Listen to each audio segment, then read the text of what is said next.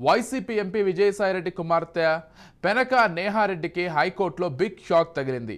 విశాఖ జిల్లా భీమిలి బీచ్ వద్ద సముద్రానికి అతి సమీపంలో సిఆర్జెడ్ నిబంధనలను ఉల్లంఘించి నేహారెడ్డి ఏర్పాటు చేసిన కాంక్రీట్ ప్రహారీ గోడ విషయంలో చర్యలు తీసుకోవడానికి జీవీఎంసీ అధికారులకు హైకోర్టు ఆదేశాలు ఇచ్చింది. కూల్చివేత విషయంలో ఎలాంటి చర్యలు తీసుకున్నారో వివరిస్తూ స్థాయి నివేదికను సమర్పించాలని తెలిపింది. ఇక తదుపరి విచారణను సెప్టెంబర్ 11కు వాయిదా వేసింది. హైకోర్టు ప్రధాన న్యాయమూర్తి జస్టిస్ ధీరజ్ సింగ్ ఠాకూర్, జస్టిస్ చీమలపాటి రవిలతో కూడిన ద్విసభ్య ధర్మాసనం ఈ మేరకు శుక్రవారం ఉత్తర్వులు జారీ చేసింది.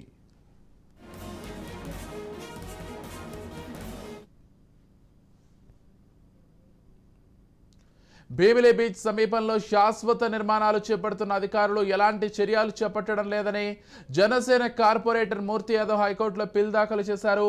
విచారణలో పిటిషనర్ తరఫున న్యాయవాది పొన్నాడ శ్రీవ్యాస్ వాదనలు వినిపించారు. నిర్మాణాల కూల్చివేతకు జీవీఎంసీ అధికారులు ఉత్తర్వులు ఇచ్చారని, అయితే ఆ ఉత్తర్వులను సవాల్ చేస్తూ నేహారెడ్డి హైకోర్టు సింగిల్ జడ్జి వద్ద పిటిషన్ దాఖలు చేశారని చెప్పారు.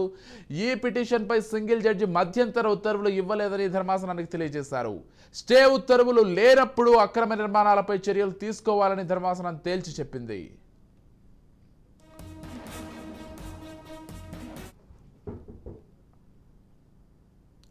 గ్రామ వార్డు సచివాలయ ఉద్యోగులకు ఏపీ ప్రభుత్వం గుడ్ న్యూస్ చెప్పింది. గ్రామ వార్డు సచివాలయ ఉద్యోగులు బదిలీలకు సంబంధించి మార్గదర్శకాలను విడుదల చేసింది.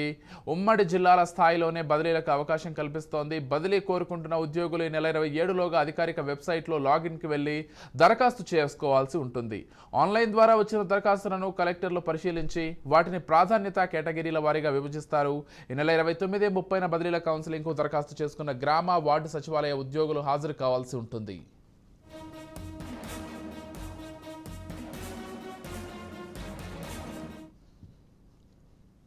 పాలనా కారణాలు ఉంటే ఏ ఉద్యోగినైనా తప్పనిసరిగా బదిలీ చేసే అధికారం కూడా కలెక్టర్లకు ఉంటుందని ఉత్తర్వుల్లో తెలిపింది ప్రభుత్వం.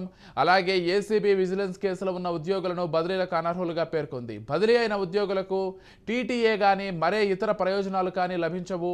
ఏ ఉద్యోగి తమ స్థానిక గ్రామ వార్డుల్లో పోస్టింగ్ కోసం దరఖాస్తు చేయకూడదు. నాన్ ఐటీడీఏ ప్రాంతాలతో పోలిస్తే ఐటీడీఏ ప్రాంతాలకు బదిలీలో ప్రాధాన్యత ఇస్తారు.